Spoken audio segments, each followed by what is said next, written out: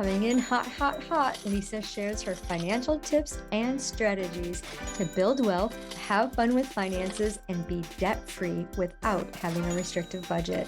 From bankrupt to millionaire, Lisa knows what it's like to feel as if you're living paycheck to paycheck. Her unconventional money multiplier system is the very wealth protocol that enabled her to retire 2.5 years early, pay down $100,000 of debt in 6 months, and move to her dream home at the beach. Welcome to this episode of I Date Money. Today we have the beautiful Devon, a functional medicine practitioner, military wife and mom who stepped into entrepreneurship in the last 2 years, serving families looking for a different approach to their health. I absolutely love what she's doing. She's really taking a different approach to healthcare from the inside out. You know, so many people are putting band-aids on all of our ailments. She's ripping the band-aid off, which I absolutely love, and discovering the root cause so people can be healthy. So thank you so much for being here, for sharing this space with us. Tell us, what's your earliest childhood memory when it comes to money? The very first time you met money, what was that like for you? Oh, that's a good question. I guess my earliest memory, the first thing that comes to mind is a babysitting job that I had. Well, really, it was nanny. And I it was someone that I knew through a childcare at the gym. And it was a mom that needed help. And I went to her house and she, asked me, okay, I would love to have you. How much do you charge? And I go, oh, anything, whatever, whatever you want, whatever you want to pay me. And she goes, no, Devon, no, you don't understand. Listen, you need to know what your rate is. You need to know what you charge. You don't just, and I go, no, really though. So I've always had a very uncomfortable, whatever you want, whatever you think, no sense of value really, of worth, of like, this is what I charge. This is what, and feel comfortable in that.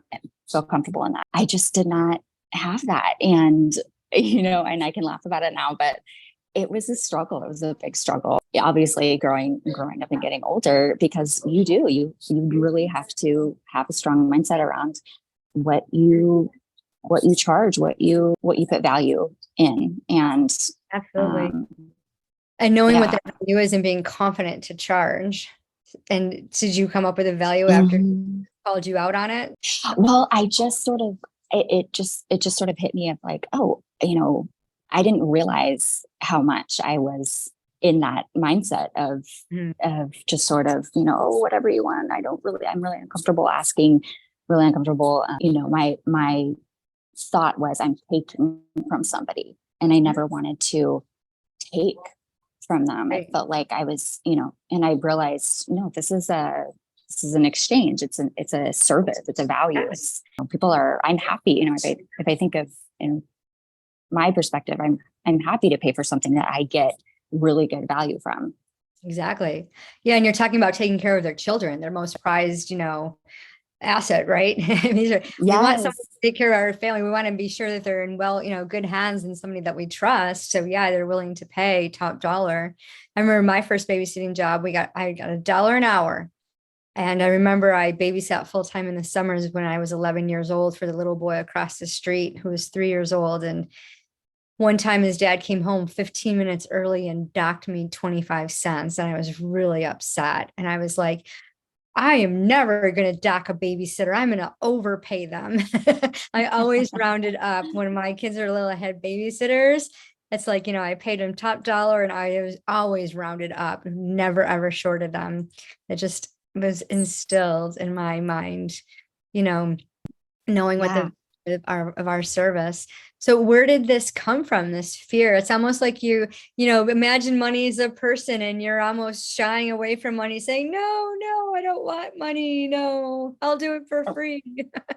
Let's barter. Yes, exactly. Yeah. It was such a difficult thing for me to wrap my mind around, that to actually disconnect from that belief that I'm taking from somebody versus, taking something from someone versus, what I'm actually giving in exchange. So, and yeah, like you said, no, now that I'm a mom, and I've had babysitters, I would pay, I'm like, oh, what I would pay for, to know that I have someone that I can trust and that's good. And, I don't have to worry and I'm not sitting there, twiddling my fingers going like this, wondering, you're like, oh, are they okay? Uh, And oh yeah, so if that I, peace of mind is incredible. yeah, you could pay anything for that. So what was it like growing up in your family with money? Um, you know, I guess you could just sense, if I think about it, it was a lot of, this is hard work. This is something, there was put a lot of emphasis on, really taking care of what you have, really making sure that, I watched my dad work really, really, really hard, and, my mom as well. And it meant a lot to me not to see that go to waste, or to see, just know that they had to work really hard for what I had and what we had. And so I never wanted that to be taken for granted. And then I think in my mind, I recognized, okay, this is something that I have to, going forward, I know that Yeah. that's just something I'm always going to have to work, money is something that you have to work really, really hard for. Yeah. And of course that's changed now. How did it change? I guess if we're going into now to what I do in when I started my practice, being in the healthcare field, we're natural givers and we just want to help everybody and take care of everybody. The whole just, money or the business aspect is not talked about. And so I had a lot of work to do around that because, with about the first year, I didn't really have a business because I was really working for free. I was just taking on people and, God was really preempting me. He's like, you start this, like, you need to do this. You need to start this. And he would just, it was just everywhere I went, floods of people that were like, I'm dealing with this and I've got this. And I went to the doctor and they said, they don't know my blood, my labs came back normal and I've got this. And so it would just be around me everywhere. And I knew, and every single one of them were people I knew I could help. And so I'd be like, I'll help you. I'll help you. I know exactly what to do. Don't worry about it. I'm not going to charge you, but like, I'm going to show you exactly what to do. And here's, we're going to run this lab and I'm going to do this, send you this protocol. Obviously that didn't work out there. They did not, because I was devaluing what I do by not putting a price or not charging. They devalued what I did and they didn't put value. I was really sort of working with people that didn't have value in themselves. They weren't willing to invest in themselves. And so I was getting those people who, although they were struggling and they could use help, they weren't willing to put in that work. And so I ended up, who pay attention. That's right. Yeah. So you were offering exactly. free services and people were taking it for granted, not implementing what you were suggesting, and therefore they weren't seeing any results.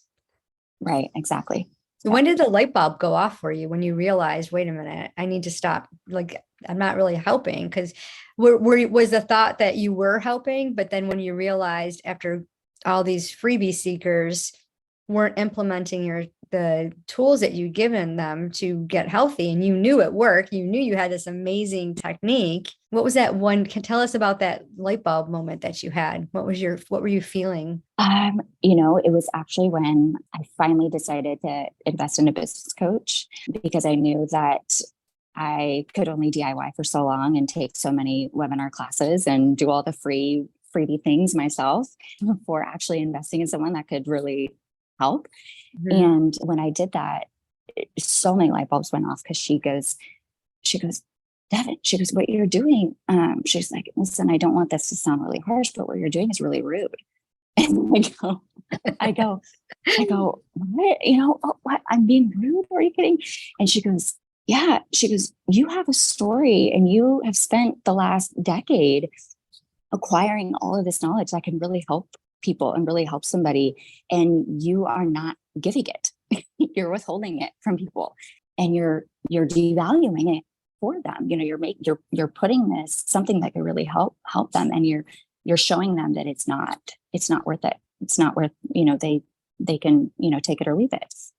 And I've just thought, oh my gosh, I can't believe I've been doing that. And she goes, people will only, she said, when people pay, they pay attention. And when I, talked to her about charging, she goes, you will only feel comfortable charging and asking people to invest what you have been willing to invest in yourself. So because you've invested in yourself at, this amount, that as that increases, you will feel comfortable asking other people to invest that, because you have now seen the value and how much you've gotten out of that. And so that's going to be a gift to somebody. And that's totally how I see it now. I'm thinking when I have a consult with somebody and I tell them what I do and my program, I'm excited to tell them how much it is. I'm like, it's this much and this is what you're going to get. And it's going to be amazing, because I know that every single person that I've gotten, they've gotten incredible results. They've done amazing. And they've shown up, and it's easy. It's not hard. I don't have to, chase them around with emails or, they want what you have to offer, because you love to offer, you believe in your offer. What's the most that you've ever invested in yourself? The most would be 5,000. Awesome. That's my top right now. But I know that I'm looking at, I've seen people invest 10,000, 15,000, 20,000 programs. And as it goes up, the more that I'm like, oh yeah, that would be easy. Of course I would do that. Whereas before last year, I think, no way, you couldn't even get me to sign up for a $300 program. Yeah, I've invested a lot of money into my self-development programs, because the dollar amount doesn't really matter. My tagline is, it doesn't matter how much money you make, it's what you do with it. And if you think about money as energy, we hold on so tight to it, and we can't even receive it because our fists are closed, right? And when you think about investing, it's a dollar amount. And I always like to say that when people invest in themselves, they feel that value, and they're peeling back the layers of their self-worth and their self-sabotage and their self-assurance and self-love and all of that, and giving themselves confidence. Because when we do invest in ourselves, we get to wherever we want to be so much faster than the DIY. Like you said, like, think about all the time, and time is money, right? When someone does a DIY or go after the freebies, they're actually wasting time, because if they connected with the right coach that was a perfect fit for them, they're going to get there so much faster. So I love that you finally stepped up and invest in yourself. So many women entrepreneurs are afraid to invest in themselves. I have a money multiplier system, and one of the things is to take 10% of your income that you receive and just go have fun. And the first thing I hear is, what? I'm not spending 10% of my money on me just to have fun. No way. I'm like, yes, just do it. It's a game changer. It really changes your mindset. So that first time you invested that $5,000 into yourself, what was the experience that you had in exchanging that money for that program, and how did it help you grow in your business? Yeah. So that is the business coaching program. And that has been just, it's taken me, I wish I would have done it so much sooner. Of course, we all do. It's one of those things where it's like, you think you can figure it. I'll do it the DIY way, and I'll sort of find all the free things that I can get and sort of piece everything all together, and be in groups and talk to other people. But that's the long way. And you're just going to end up, I just was driving myself crazy, because there was so many different ways, obviously, to run a business, build it, different types of programs you can have, different niches. It's endless. And so I needed someone that was like, we're going to focus. This is exactly, be able to pull things out and say, okay, these are your strengths. This is what you want to focus on. This is what you excel at.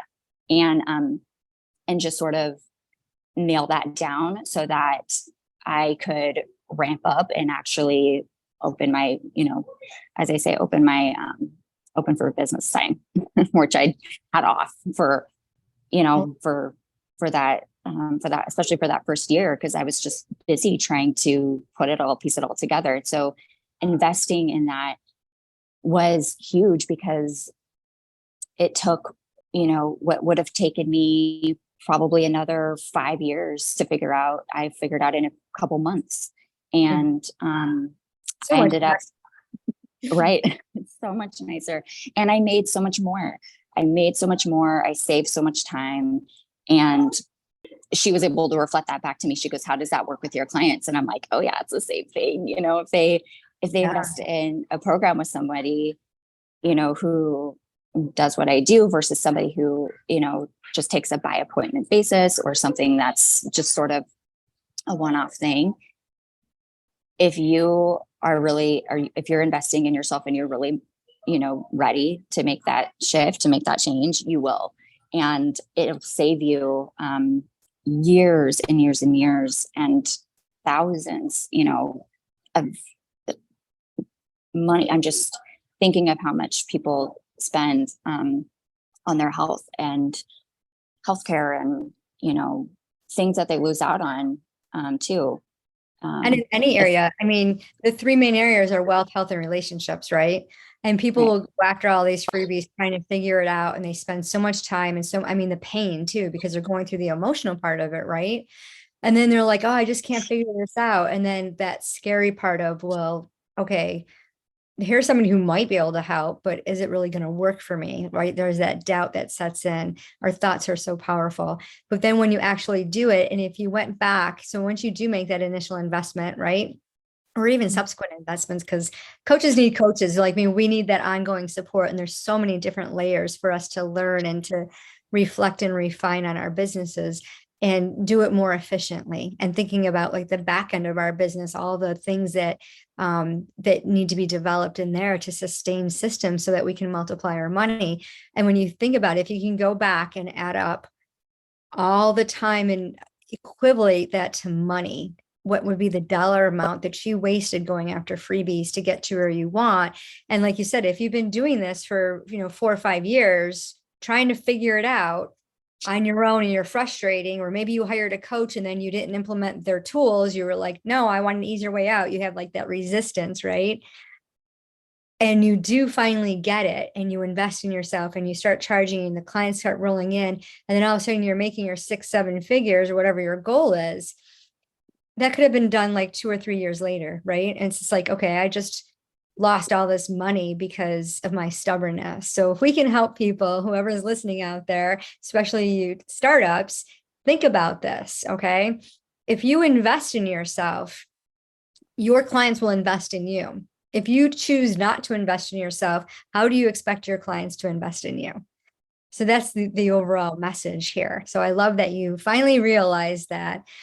What was I know you have some entrepreneurial stories about your money relationship. If money was a person, what would your relationship look like? Oh, so much better.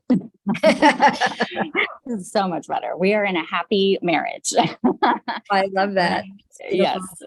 Yes. Happy, long-term, good communication, open communication, all of the good things, because I have now learned those skills, and they really are their skills. And I would say if you do, which, like I mentioned, so many of us have that boundary, and I'm sure anybody who's listening is that person that has, feels like, oh, I just have this, I feel like I have these blocks. And if you are that person, I really do recommend getting some coaching on that, because it really, I think I thought that I could just jump right into the technical business, side of things, and not work on mindset. And really it was the other way around. If I didn't overcome the mindset issues, then I was never going to be successful in my business. It's such a huge component. And so I think this podcast is so important. So it's going to help so many people that are like, I need help. Yeah. I need mindset help. And it's funny because like with the mindset, it's part of the piece, right? And if you think about our thoughts, they're so powerful, and I always like to say, I've been saying captivate our thoughts, and as a Christian, captivate your thoughts, make them obedient to Christ. But when you think about how powerful our thoughts are, when that thought comes in, it creates a feeling. And a lot of us, especially moms, will squash that feeling. And then they say when we don't process that feeling, we don't express that emotion to its fullest, it comes out as physical pain through the body. And when you think about that, any thought that we have becomes the result that we desire. So there's this connection, this head, heart, hand connection. And when you think about that, when we choose to take action on the thoughts that we receive and what we believe and why we believe it, that's what gets us our results. And really believing in what you're cut out to do. We all have these beautiful gifts and talents to use. And I see so many entrepreneurs, like they have so many different gifts and talents, and they're not really sure which one to hone in on. And I'm like, the one that you have the best result in, the one that you love to do, that you could do, you could do it for free because you love it so much, but you're not going to because you know your value. And a lot of moms also I see they have no problem investing in their family, investing in their children. Their husbands join the golf clubs, their kids are in, travel sports. But when it comes to them, they're like, oh, I can't afford this. And you're like thinking about all coaches, we want to peel back layers for mindset, for management, for tech, for, getting teams and things like that. Are you at that point in your business right now where you've hired a team, where you've implemented the tech? And what was that like for you when you were making those decisions? Yeah. So that actually was part of scaling my business. Is I kind of hit a wall where I thought, okay, I'm either going to have to stretch myself in 100 different directions, and you can only really put your focus on so many things before, if you stretch yourself too much, things can all sort of start to fall apart. And so I recognized there was a point where I said, okay, it's smart to outsource some help, because they can focus on the things, tedious things that you don't really want to focus on. So then I can do my job the best and focus on what I originally set out to do, which is focus on clients and research and their results. And then I leave more of the, tech VA, hire a virtual assistant and do more of that. But I do think too, I got hung up on a lot of, I need this amazing website, and I need to have all the social media pages all set up, and I need to have, thinking that I need to have all these things. And I don't, and I like it that way. And I found it wasn't necessary, and I was wasting a lot of time doing that. So I think for some people, it is really important to have, social media presence. That's just a way you can get your message out a lot better.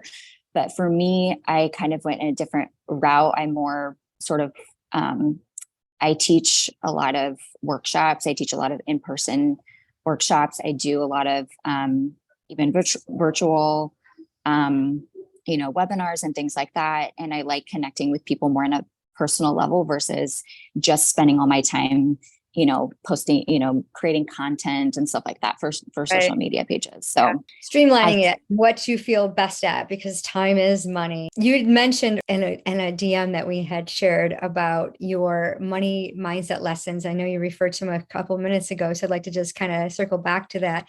What is the biggest money mindset lesson that you have learned? That it's really been about perceived value. It's never actually about the dollar amount. And that took, although initially when you hear it, it makes sense. It's like, yeah, of course, it's not about the dollar amount, but it did take a while for me to actually realize it, recognize how true it really was.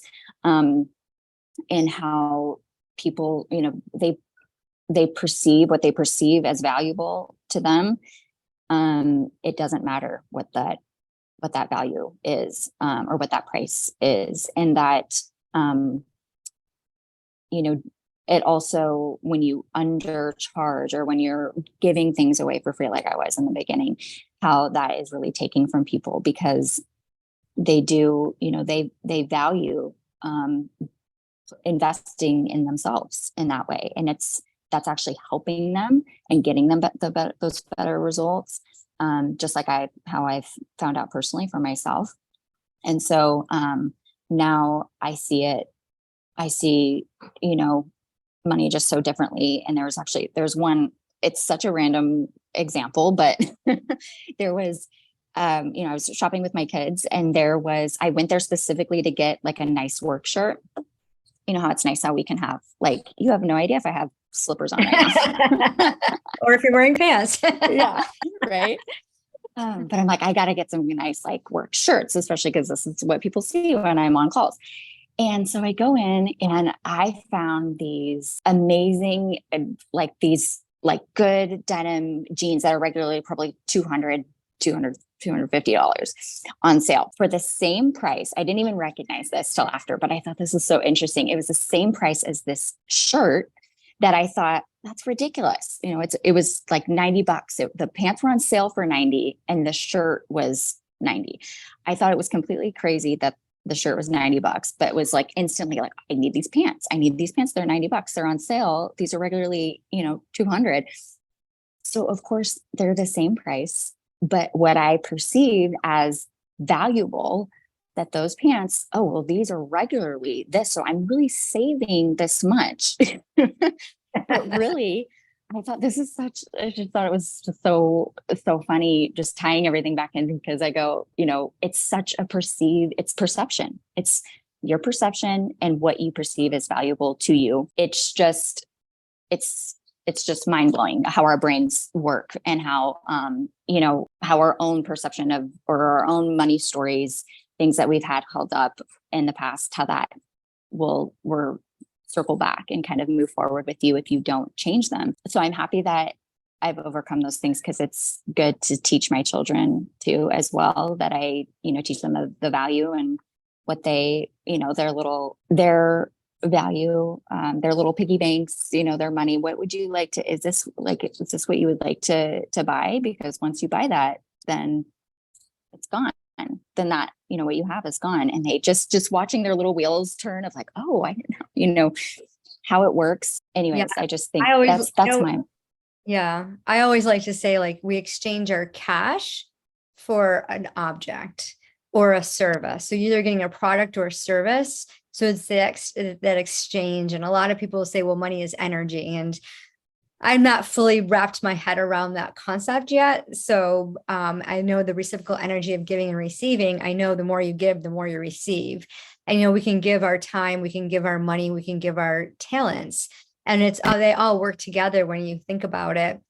And when you think about like the parable of the 3 talents and the steward that tripled his money, and how he was basically made CEO of the company, and, given more because he did the right thing. And if you think about leaving, creating this legacy, this generational wealth, and so many people can receive money, but they can't hold on to the frequency of it. So when we see, I was in a store. What store was I in? I was in Walmart, and a grandma was with her little grandson. And he had $10 in his hand, and he was looking at the toys, and he wanted this one toy that was $19.99. And she basically bartered with him and said, well, you only have $10, so you can either choose a different toy, or I can loan you the money and you could work it off. And I thought this child was 4 years old, and I'm thinking, no, don't do that. And the wealth activation was just like, no, don't teach him this at a young age. You don't right. Because we're borrowing from our future self, right? And I mean, right. We can leverage that to our advantage. But when we get into that continuum mindset of looking at the value, and, that same toy, it, might be on sale next week, or like, you think about, why was it $19.99? And there was a toy similar to it. And I got the biggest kick out of this, but the little boy is looking at him. It was the same exact toy, except for one box had something extra in it. And it was just like, if you stop and think about it, like, okay, do I really need this extra thing? It costs an extra $10. Like, thinking about it, and like, if she would have taught him that lesson, yes, value, and there, like you said, your perception of that value. So I love that you had that experience and shared it, because I know that's something our audience deals with every single day. Like, as a wealth activator, one of the first things I tell my clients is, okay, how can you be a minimalist? How can you look at your purchases, whether it's service-based or products, and think, okay, what's the purpose of me having this? And if I really want to use my money responsibly and enjoy it and have fun with finances, how will this bring me joy? We can replace those, old habits, those things that we've learned with a new behavior so that we can start something better that's more aligned with what we love. So I love that. So you've been mentioning your business, your the functional medicine and all of that. Tell us more about it. I mean, it's just been a huge, huge, huge blessing because I am finding, I mean, clearly, everywhere you look these days, we're finding people that are more and more sick, kids that are more sick. I think, the numbers, the statistics, especially now, are just sort of staggering. The amount of people, I think it's 1 in 3 children will be diagnosed with some type of chronic condition. And the same goes for adults. Obviously, it's pretty crazy. And so they need help. There's just a lot of people that need help. Western medicine can be amazing, and it's great for, things like emergency, or, if you were it can be life-saving, but it also was never meant to be healthcare. It was never meant to actually make you healthy or look out for your health. And so I'm just finding so many clients that I have right now have been to multiple doctors or have been on multiple prescriptive medications for years, sometimes decades. And they are getting more and more sick, or they're being told that, worse is they're being gaslit and told that, there's nothing wrong with you. Everything's back normal. You don't really have this issue. So, you'll have to figure that out. So they've come to me, and it's just been a huge blessing because I'm able to take them through the journey, and the process that I have to get to the root and actually figure out, oh, you're not crazy. This isn't all in your head. You really are, dealing with these things, and this is what's causing them. And so we're going to fix that so that you never have to deal with it again. And their minds are just sort of blown. They're like, what? You can do that? That's crazy. And yeah, it's really cool. And I've seen a lot of amazing things, like getting off their prescriptive, finding issues that they never knew they even had, infections that they didn't even know they had, deficiency. I mean, all the things, and getting better actually very quickly too. I think a lot of times, in their mind, they're thinking this is going to take a long time. This is going to be a whole process, but so long. Yeah. Right. But when you've given the right tools and you're able to sort of pinpoint, especially since I've been doing this so long, I can pinpoint things pretty quickly. And so we can move the needle really, really, really swiftly. And they love that. They love seeing, okay, I can get better. This is possible. I'm not destined to have this diagnosis forever for the rest of my life. I'm able to, that's how I got into functional medicine. That was my story. I dealt with a chronic condition for years, and never got answers. And it took me, my own research and my own time. I didn't know about functional medicine. I didn't know that existed. Once I actually found out this is possible, this is out there, I knew I had to give back, and I knew I had to make this what I do to help other people. I love that. What's the best way for our audience to connect with you? You can. So I have my Instagram, Selah Functional Wellness, at Selah Functional Wellness. Also my email, Devon Chechic, ntp@gmail.com. Okay, perfect. We'll throw those links in the show notes. Thank you so much. And for parting words, what words of wisdom do you have for our audience about their entrepreneurship journey? Oh, I'd say keep going, stay focused, invest in yourself, know that it's possible, and pray and really lean on God to guide your path, because He has purpose for you. And as long as you're going in that purpose, you can't fail. I love that. Thank you so much. Thank you for sharing your time with us and your expertise and your money story. It's a beautiful journey. And for those of you listening, please check the show notes to connect with Devon. If you have any chronic conditions, health issues, or know anyone who does, please share this episode and show us some love. Give us a 5-star rating and be sure to subscribe. And remember, it doesn't matter how much money you make, it's what you do with it. Hey, thanks for tuning in. Be sure to rate the show, give us some love. We would love your review. And remember, it doesn't matter how much money you make, it's what you do with it. And some words of advice: pay yourself first. Are you ready to partner with money? Go check out the money dating game at idatemoney.com and choose your partner. We hope you always get the date you want.